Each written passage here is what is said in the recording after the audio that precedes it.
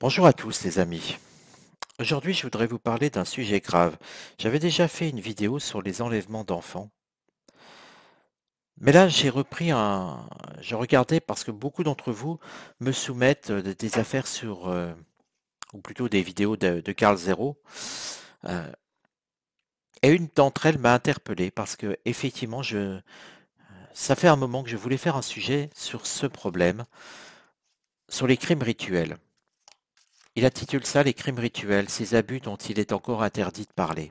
Et c'est vrai que je ne savais pas sous quel biais vous présenter ce sujet. Aujourd'hui, j'ai rebondi sur justement ce que fait Carl Zero. Je ne vais pas aborder le sujet sous le fait de se dire il y a des enlèvements d'enfants à travers tous les actes pédophiles. Non, j'ai déjà fait le sujet, je ne vais pas le refaire, ça ne sert à rien, en plus il n'est pas très vieux. Mais là, c'est source. On va dire les enlèvements qui servent d'autre chose, les crimes qui servent d'autre chose. On n'est pas que des enlèvements. On n'est pas sur des actes uniquement pédophiles. Il y a l'acte sexuel et il y a le crime rituel. Je vous propose de regarder déjà comment vont évoluer ces crimes et puis après de regarder pourquoi ces crimes rituels. Comment vont évoluer les crimes rituels? Alors, je vais parler d'en Europe, mais il y en a aussi au Canada, aux États-Unis, il y en a partout, hein. Donc, même si ça concerne plus particulièrement l'Europe, sachez que sincèrement le résultat est le même partout. On commence à en avoir connaissance quand même. Il y a un éveil qui se parle là-dessus et les langues se délient. Ces crimes rituels, finalement, comme le montre cette carte et comme le suggère ce signe mercurien, Mercure c'est la parole, c'est la communication, on sent que ça se délie, on sent qu'on va en parler et on va trouver des traces écrites là-dessus. On n'est qu'au tout début et finalement des gens comme Carl Zero, dont l'activité est bien connue sur ces sujets-là, je dirais qu'ils vont porter leurs fruits. Et qu'au final, même si certains diront je ne sais pas ce qu'il fait, l'action de Carl Zero est importante. Mais il y en a d'autres des Carl Zero, il n'y a pas qu'en France, il y a d'autres personnes qui parlent de ces crimes rituels et qui les essayent de les mettre en lumière. Ça avance. Trop lentement peut-être, mais ça avance. Qu'est-ce qui va aller contre? Ben justement qu'on fait tout pour étouffer les affaires. La renommée, on essaye de faire taire, comme ce clairon qu'on met au sol, on essaye de continuer à garder une chape de plomb sur tout ça. On ne souhaite pas que ces crimes rituels euh, soient connus. Et chacun, en tout cas dans ces sociétés secrètes, je vais appeler ça comme ça, dans un premier temps, garde ce silence. Quel est le conseil sur tout ça? Le conseil de garder espoir sur le temps. Planète saturnienne, nous sommes dans Saturne. Saturne, c'est le temps qui est long, c'est le temps qui souhaite continuer. Avec la grâce, on vous dit de garder patience et de vous dire de garder espoir. Nous ne sommes qu'au début du lever du voile. N'ayez pas peur d'en parler, n'ayez pas peur de faire connaître autour de vous mon sujet, les sujets de Carl Zero bien plus intéressants que les miens. N'hésitez pas non plus à finalement visionner de quoi il parle. Nul doute que vous connaissez sûrement son action, mais au cas où, je dirais, il ne faut pas hésiter à mettre en avant ce qu'il fait. Et je vous mettrai un lien justement par rapport à mon tirage dans le descriptif de la vidéo. Donc n'hésitez pas à les regarder, si vous ne le connaissez pas bien sûr, ce dont je doute, mais on ne sait jamais. L'évolution de ces crimes rituels, on garde la passion sur ça. Les gens qui sont dedans, alors je vous la montre, hein, mais je voulais pas la montrer tout de suite. J'ai fait une erreur, c'est pas grave. On sent déjà dans la synthèse que la passion est là. Ce sont des gens passionnés, ce sont des gens qui sont illuminés. Et ils gardent cette forme de croyance ancré au fond d'eux. Et ils sont persuadés d'être dans le juste par rapport à ce qu'ils font. Et c'est bien ça qui est le plus dangereux. Ils sont persuadés d'avoir raison. Ça, c'est la synthèse. Mais ici, le résultat, vous voyez que finalement, on commence à en parler. Je vous l'ai dit, d'être patient. Mais le résultat, nous sommes dans l'émotion. Il va avoir une levée parce que le vent souffle et va soulever le voile, va faire tourner les choses dans l'autre sens. Mais par contre, que d'émotion. On va forcément avoir une levée de bouclier, je dirais, une levée de... on va se sentir mal à savoir ce qui s'est passé et à comprendre ce qui est en train de se passer sur toutes ces affaires. Mais alors, me direz-vous, c'est bien, on va comprendre, mais nous, on a envie de savoir pourquoi ils font ça. Qu'est-ce qui se cache derrière? Eh bien, on va essayer de le voir. On va essayer de le comprendre.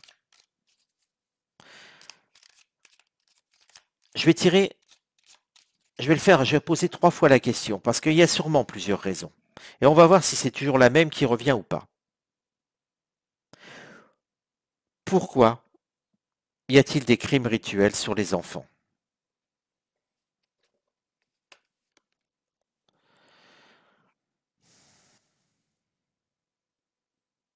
C'est la réussite.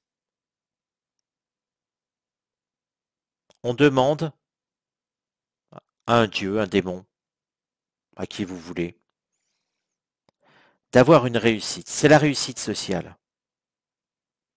C'est-à-dire, c'est vraiment le crime rituel le plus basique qu'il soit. Je ne sais pas si le terme est bon en fait. Je vais vous le dire comme je le sens. On sacrifie des enfants pour avoir une réussite sociale à un dieu, un démon.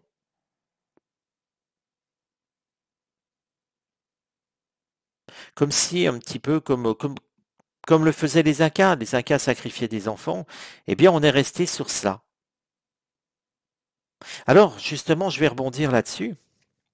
Si vous ne connaissez pas, ça me fait penser, quand je vois cette carte, ça me fait penser à, à cette trilogie qui existe, la trilogie du Bastan. Ça se passe au Pays Basque, côté espagnol.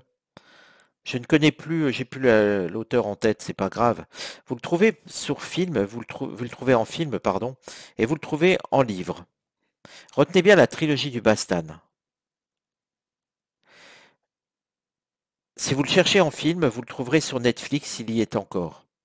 Vous le trouverez sous le nom euh, Une offrande à la tempête. Ça, c'était le numéro 3. De chair et de sang, c'est le numéro 2. Et le premier, c'est le gardien. Je vous avoue un trou de mémoire. Enfin, c'est pas très grave. Euh, vous pouvez les retrouver donc sur Netflix. Il suffit de chercher, vous trouverez facilement sur Internet. Et sinon, lisez-le. Je vous dis tout de suite, j'ai pas d'action, je connais pas l'auteur. Voilà, j'ai pas d'action chez le vendeur non plus. Vous prenez où vous voulez. Mais de quoi ça parle? Ça parle des agotes, ancienne croyance qui était établie au Pays Basque. Alors il y a un fond historique bien sûr, mais on n'hésitait pas à sacrifier un enfant pour une réussite. C'est vraiment tout à fait ce qui colle ici. Et puis c'était pas des gens très haut placés finalement. Bon, certes, il y avait un juge, il y avait des notables, mais ce qui est très curieux, c'est qu'on n'avait pas d'homme politique. Rien n'apparaît là-dedans. On n'est pas dans les hautes sphères, on n'est pas. euh, les hommes politiques sont. Vous voyez, plus on monte quelque part, on n'a pas d'acteurs de cinéma. On a des gens, on va dire une certaine bourgeoisie, certes, mais ils n'étaient pas dans l'éclat de la vie de tous les jours. Ils étaient moins connus, moins en lumière. Et c'est en ça que je me dis qu'ils étaient beaucoup plus dangereux. Et qu'ils le sont beaucoup plus. Parce qu'à la limite, des gens comme Epstein, malgré toutes les horreurs qu'ils ont pu faire, sont mis en lumière et finalement sont découverts. Ça n'excuse en rien ce qu'ils font, bien sûr, hein, les trafics d'ados et compagnie. Bien sûr que il faut stopper ça. Mais ce que je veux vous faire comprendre, c'est que ces gens-là sont en pleine lumière et finissent par se faire attraper. Et heureusement. Mais bien plus dangereux encore ceux qui ne se font pas attraper. Parce que justement jamais en pleine lumière. Et c'est ça qui les rend dangereux. Je vous avais dit que je tirerais 3 cartes. Donc toujours la même question. Pourquoi ces sacrifices d'enfants, ces rituels de sacrifice d'enfants?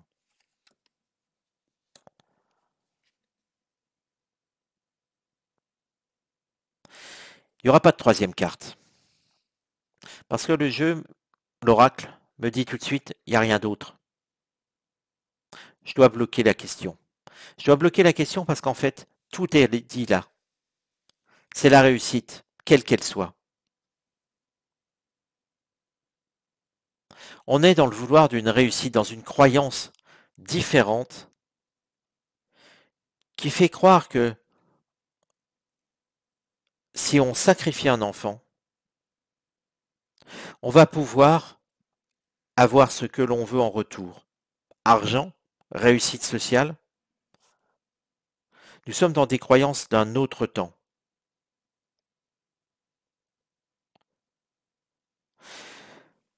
Mais nous sommes dans des croyances extrêmement dangereuses. Voilà les amis, la vidéo est courte, mais je tenais à la faire. Je ne savais pas qu'on n'aurait qu'une carte, hein. En réalité, je vous le dis tout de suite, j'étais vraiment dans l'optique de tirer 3 cartes, mais la deuxième me dit de bloquer. Alors si elle me dit de bloquer, il y a une raison, mais je respecte toujours ce que me dit l'oracle, hein. Si l'oracle me dit plus tard, parce que vous voyez en fait, me dit pas d'abandonner, me dit de retard, de bloquer la question et d'attendre plus longtemps.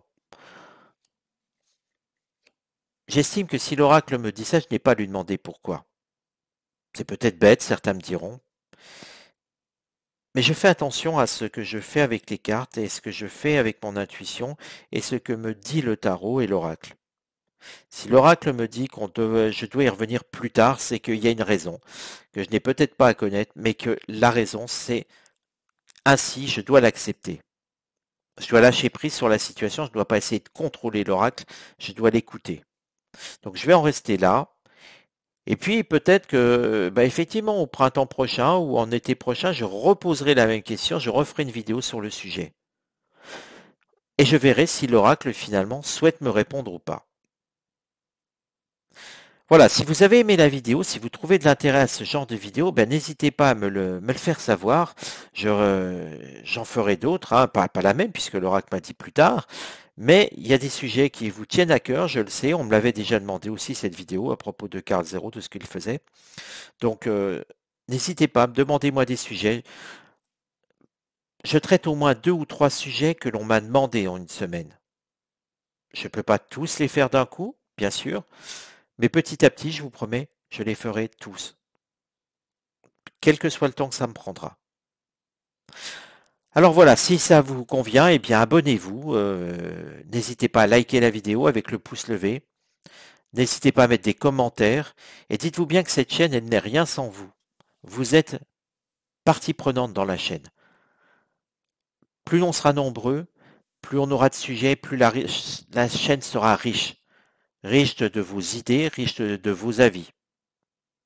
Je vous donne rendez-vous à très bientôt les amis.